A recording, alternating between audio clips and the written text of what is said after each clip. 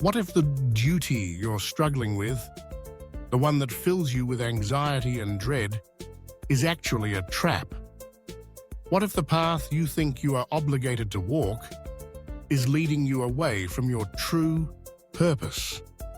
In the opening moments of the world's greatest spiritual instruction, the Bhagavad Gita, Krishna told the warrior Arjuna one thing that changed everything, and it is the exact guidance you need to hear today. We live in a world obsessed with duty. Duty to our families, our jobs, our societies. We carry the weight of these obligations, often feeling crushed beneath them. We believe that fulfilling these roles is the measure of our worth. But you are being blinded. A subtle lie is woven into the very fabric of how you perceive your responsibilities, a lie that keeps you bound to suffering. Krishna's first and most critical lesson to Arjuna was not a comforting platitude. It was a surgical strike designed to shatter his illusions about what duty truly is. And understanding this one lesson will redefine everything you believe about your own purpose in life. Imagine the scene. Two great armies are assembled on the battlefield of Kurukshetra, poised for a catastrophic war. The air is thick with the tension of impending death. The warrior Arjuna asks his charioteer, Krishna, to drive him to the center of the battlefield. As he looks upon the opposing army, he sees not just enemies, but his own family, his beloved grandsire Bhishma, his revered teacher Drona, his cousins, his nephews. His heart sinks. The bow, the mighty Gandiva, slips from his hands.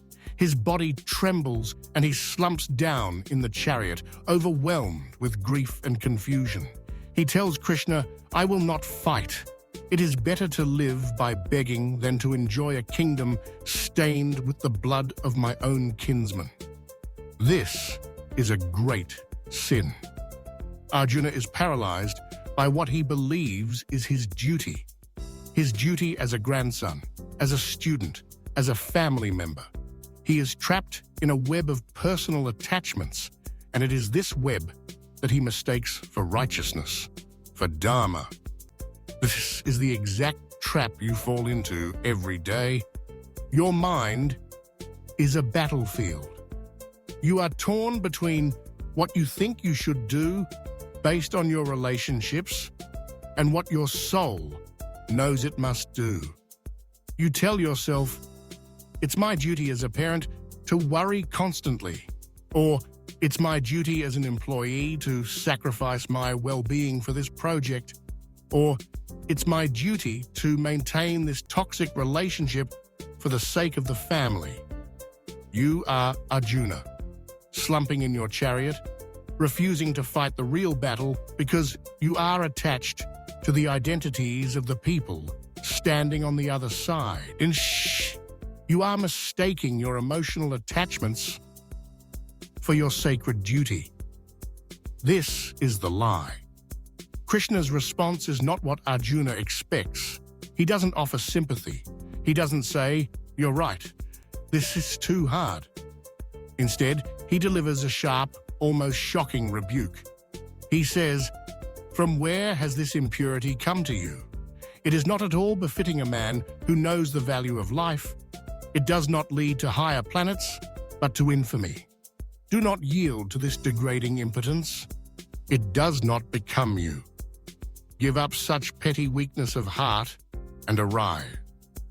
Krishna is not telling Arjuna to abandon his family.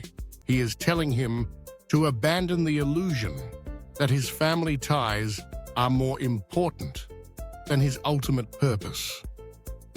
The lie is believing that your duty is defined by your temporary roles: parent, child, spouse, employee. These roles are like costumes you wear in a play. They are important, but they are not your true identity. Your real duty, your svadharma, is tied to your eternal nature as a soul. Arjuna was a Kshatriya, a warrior. His sacred function, his purpose for being on that battlefield, was to fight for righteousness and restore cosmic order. By refusing to fight because of personal attachment, he was not being virtuous. He was being weak.